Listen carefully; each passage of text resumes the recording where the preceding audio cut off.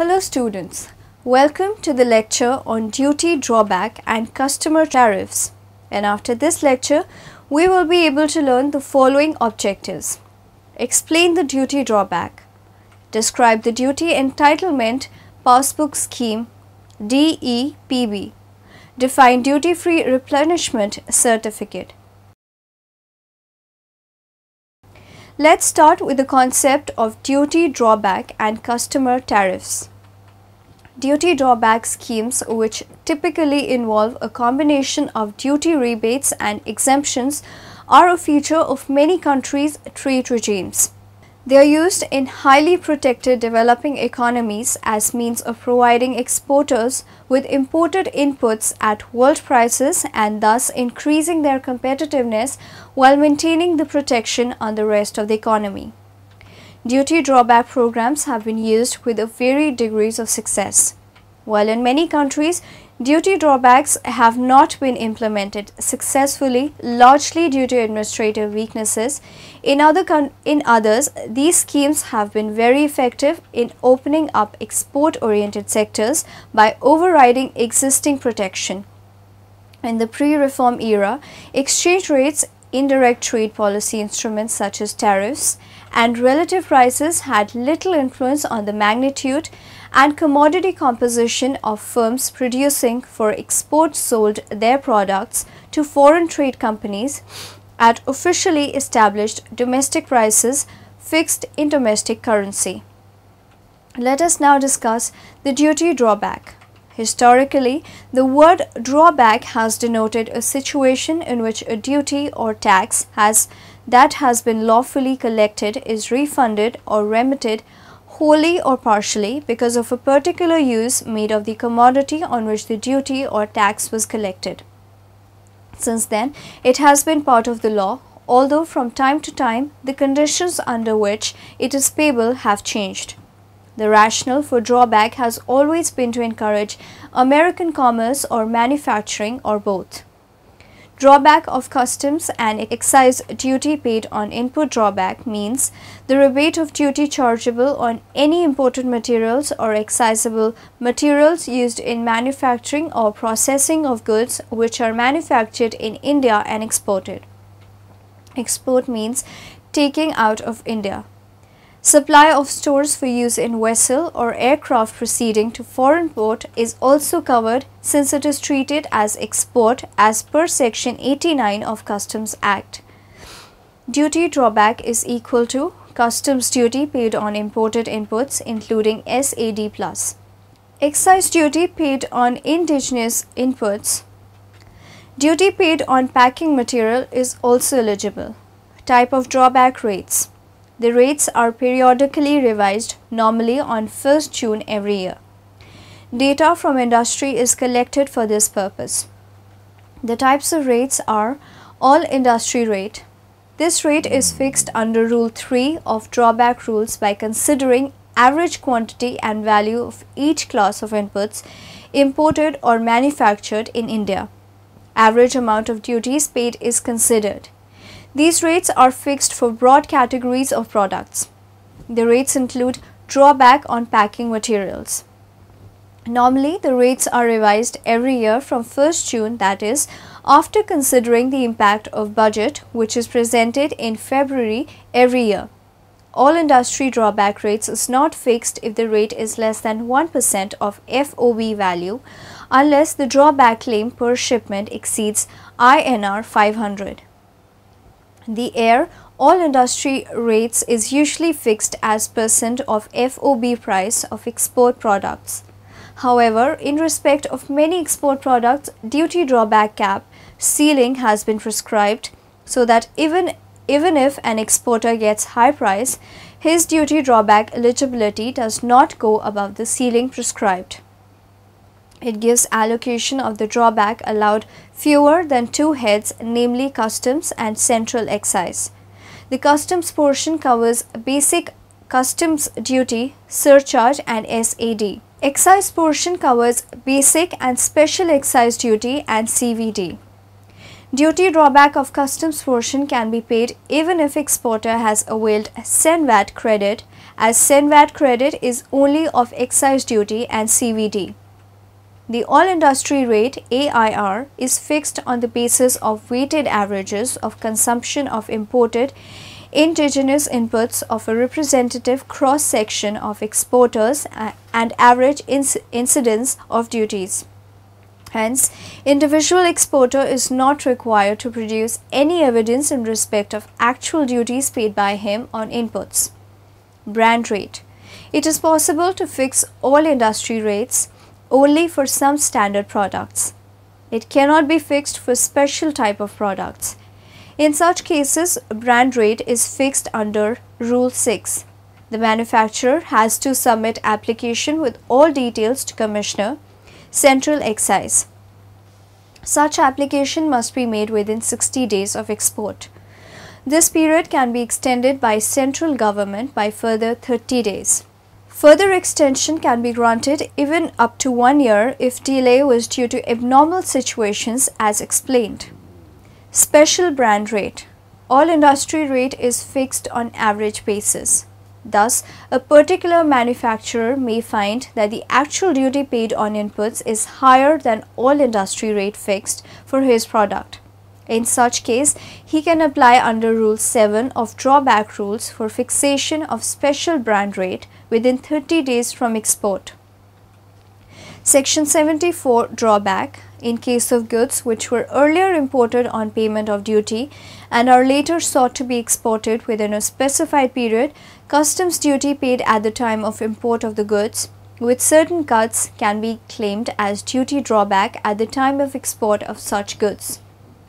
Such duty drawback is granted in terms of Section 74 of the Customs Act 1962 read with Re-Export of Imported Goods Rules 1995.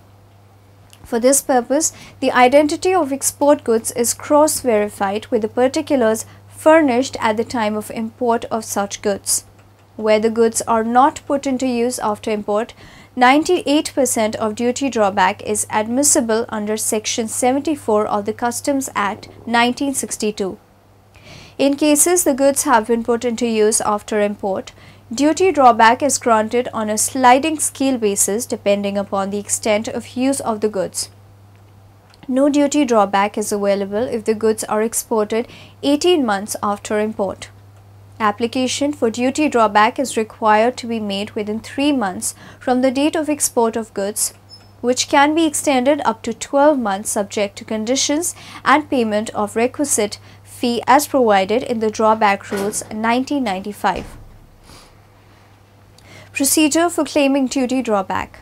The duty drawback on export goods, whether AIR or brand rate, is to be claimed at the time of export and requisite particulars filled in the prescribed format of shipping bill of export under drawback.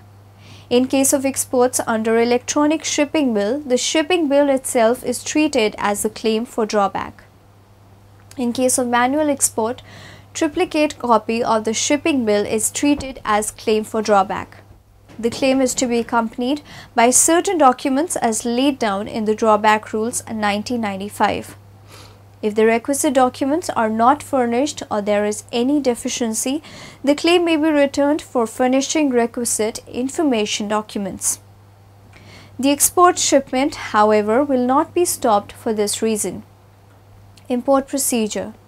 Procedures have to be followed by person in charge of conveyance as well as the importer.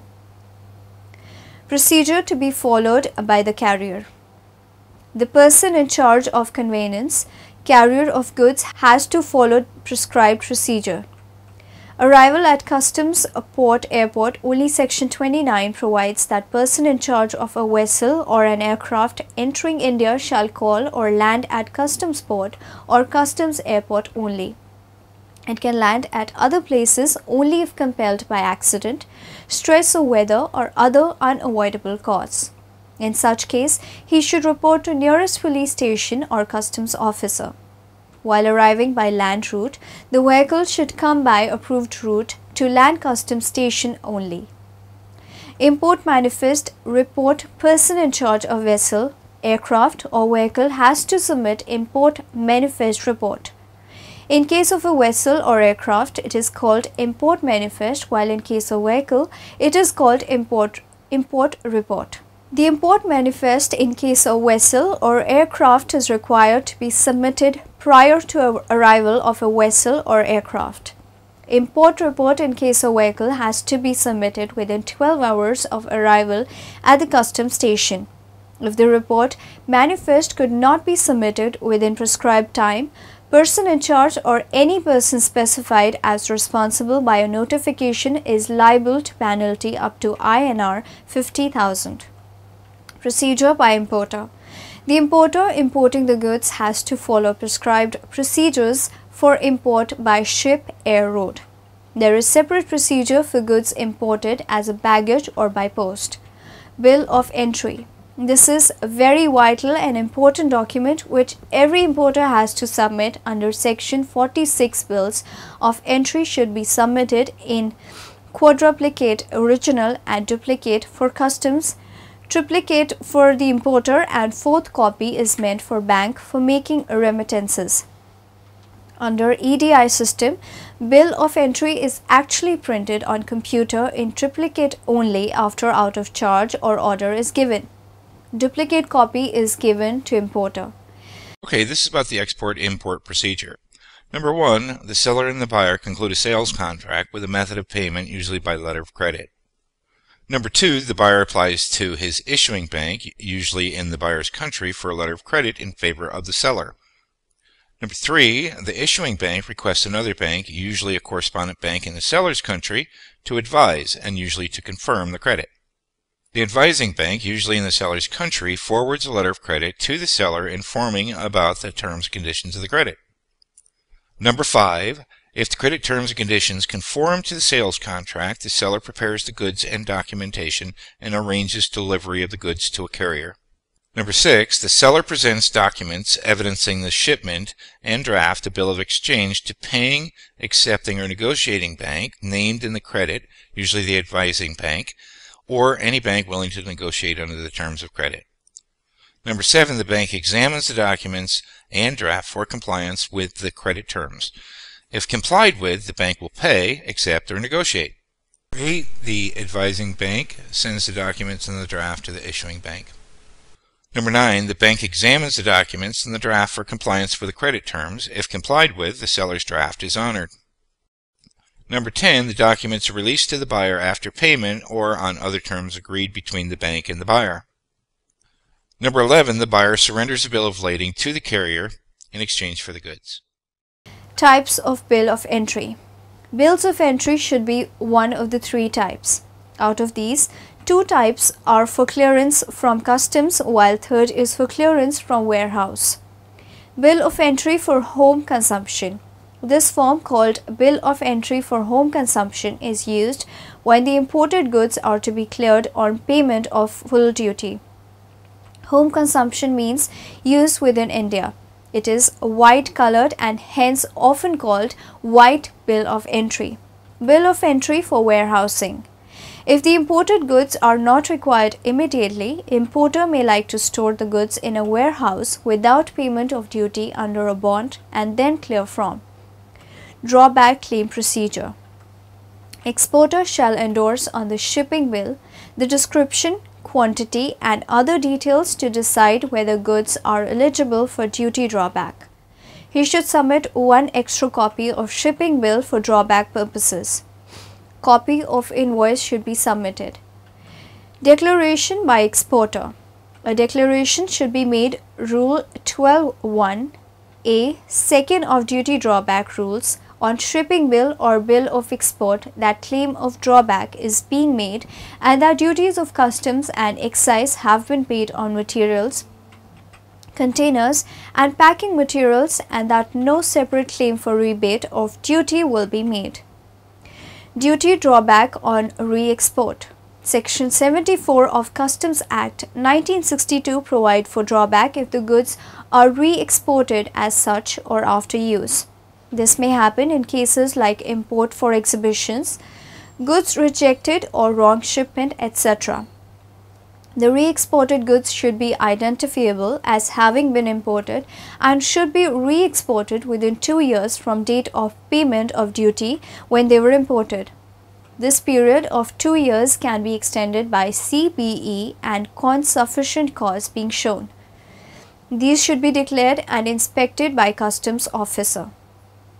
Original shipping bill under which the goods were imported should be produced. The goods can be exported as cargo by air or sea, or as baggage or by post. After inspection, export and submission of application with full details, 98% of the customs duty paid while importing the goods is repaid as drawback. Distinction between Section 74 and 75. Section 74 is applicable when imported goods are re-exported as it is an article is basically identifiable, while Section 75 is applicable when imported materials are used in the manufacture of goods which are then exported. Now moving on to the next topic, we will study the Duty Entitlement Passbook Scheme, DEPB scheme. Duty Entitlement Passbook Scheme, in short DEPB, is an export incentive scheme. Notified on 1/4/1997, the DEPB scheme consisted of post-export DEPB, pre-export DEPB.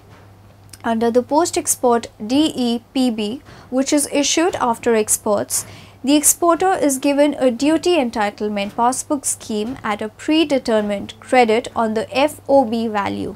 The DEPB rates allows import of any items except the items which are otherwise restricted for imports.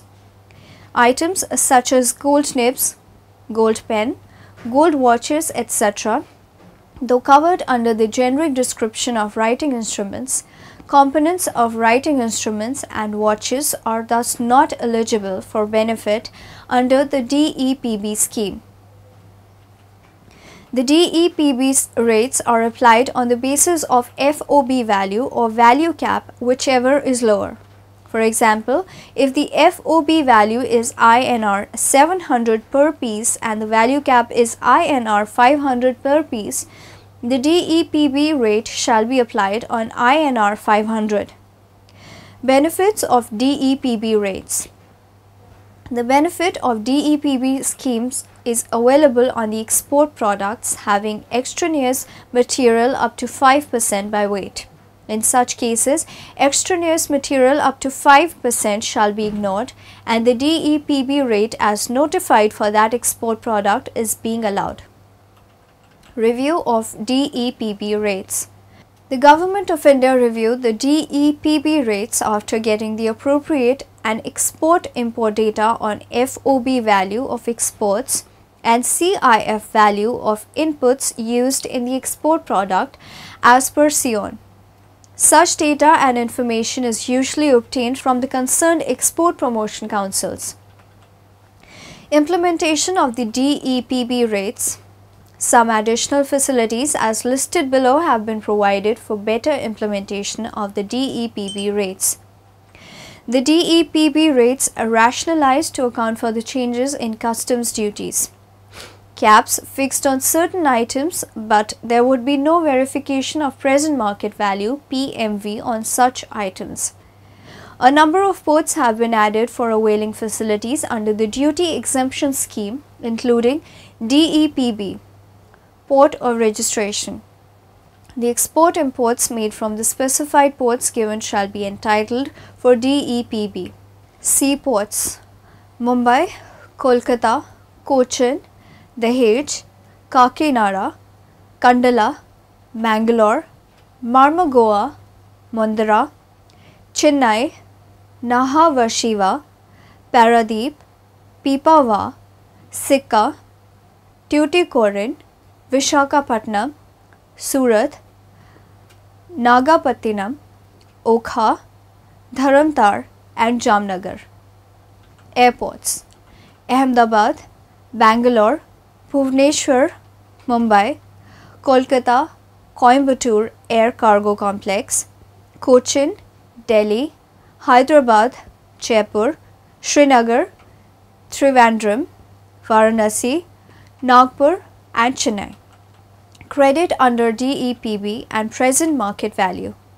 In respect of products where rate of credit entitlement under DEPB scheme comes to 10% or more, amount of credit against each such export product shall not exceed 50% of present market value PMV of export product. During export, exporters shall declare an on-shipping bill that benefit under DEPB scheme would not exceed 50% of PMV of export product. Utilization of DEPB credit. Credit given under DEPB schemes is utilized for payment of Indian customs duty including capital goods which are free to import. Re-export of goods imported under DEPB scheme. In case of return of any exported goods which has been found defective or unfit for use may be again exported according to the exam guidelines as mentioned by the Department of Revenue. In such cases, 98% of the credit amount debited against DEPB for the export of such goods is generated by the concerned Commissioner of Customs in the form of a certificate containing the amount generated and the details of the original DEPB. On the basis of certificate, a fresh DEPB is issued by the concerned DGFT regional authority. It is important to note that the issued DEPB have the same port of registration and shall be valid for a period equivalent to the balance period available on the date of import of such defective unfit goods. Limit on credit based on PMV. Limit on credit based on PMV. Where DEBP rate is 10% or more, amount of credit shall not exceed 50% of PMV present market value of the product. Customs can check PMV of export goods if over invoicing is suspected. It is clarified that PMV will be verified only if there is specific intelligence. There will be no verification of PMV where value cap exists. Let's know the meaning of duty-free replenishment certificate. Under the duty-free replenishment certificate DFRC schemes, import incentives are given to the exporter for the import of inputs used in the manufacture of goods without payment of basic customs duty. Such inputs shall be subject to the payment of additional customs duty equal to the excise duty at the time of import. Duty-free replenishment certificate DFRC shall be available for exports only up to 30/04/2006 and from 1/5/2006 this scheme is being replaced by the Duty-Free Import Authorization DFIA. Export Promotion Capital Goods EPCG scheme. Under EPCG scheme, import of capital goods which are required for the manufacture of resultant export products specified in EPCG authorization is permitted at nil concessional rate of customs duty. This scheme enables upgradation of technology of the indigenous industry. For this purpose, EPCG authorizations are issued by RA, Regional Authority of DGFT on the basis of Nexus certificate issued by an independent chartered engineer. At present, the EPCG authorization holder is permitted to import capital goods at 0% or 3% customs duty. Under the 0% duty EPCG scheme, the authorization holder is required to undertake export obligation EO equivalent to 6 times of the duty saved amount on the capital goods imported within a period of 6 years reckoned from the date of issue of authorization. Under the 3% duty EPCG scheme, the authorization holder has to fulfill EO equivalent to 8 times of the duty saved amount on the capital goods imported in 8 years.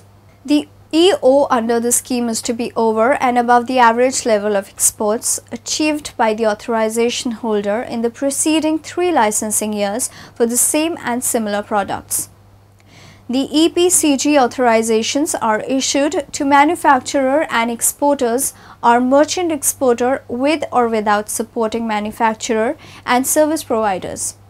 The EPCG scheme is also available to a service provider who is designated certified as a Common Service Provider (CSP) by the DGFT or State Industrial Infrastructure Corporation in a town of export excellence. The EPCG authorization issued to a CSP gives details of the users and the quantum of EO which each user has to fulfill. The ESP has, as well as the specific users, are under an obligation to fulfill the export obligation under the scheme. The EPCG authorization specifies the value, quantity of resultant export product to be exported against it. In the case of manufacturer, merchant, service exporters such as EO is required to be fulfilled by exporting goods manufactured or capable of being manufactured or services rendered by the use of capital goods imported under the scheme. Up to 50% of the EO may also be fulfilled by export of other goods manufactured or services provided by the importer or his group company or managed hotel which has the EPCG authorization, subject to the condition that in such cases additional EO imposed shall be over and above the average exports achieved by the importer or his group company or managed hotel in preceding 3 years for both the original and the substitute product services. In order to ensure fulfillment of specified EO as also to secure interest of revenue, the EPCG authorization holder is required to file bond with or without bank guarantee with the customs prior to commencement of import of capital goods. Bank guarantee equal to 100% of the differential duty in case of merchant exporters and 25% in case of manufacturer exporters is required to be submitted except in case of a few exempted categories. Now in the end, let us summarize what we have learnt in this lecture. Drawback is available not only on manufacture but also on processing and job work where goods may not change its identity and no manufacture has taken place. The customs portion covers basic customs duty, surcharge and SAD. Industry rate AIR is fixed on the basis of weighted averages of consumption of imported indigenous inputs of a representative cross-section of exporters and average incidence of duties. Application for duty. Drawback is required to be made within 3 months from the date of export of goods, which can be extended up to 12 months subject to conditions and payment of requisite fee as provided in the Drawback Rules 1995. Drawback means the rebate of duty chargeable on any imported materials or excisable materials used in manufacture or processing of goods which are manufactured in India and exported. It is important to note that the issued DEBP have the same port of registration and shall be valid for a period equivalent to the balance period available on the date of import of such defective unfit goods.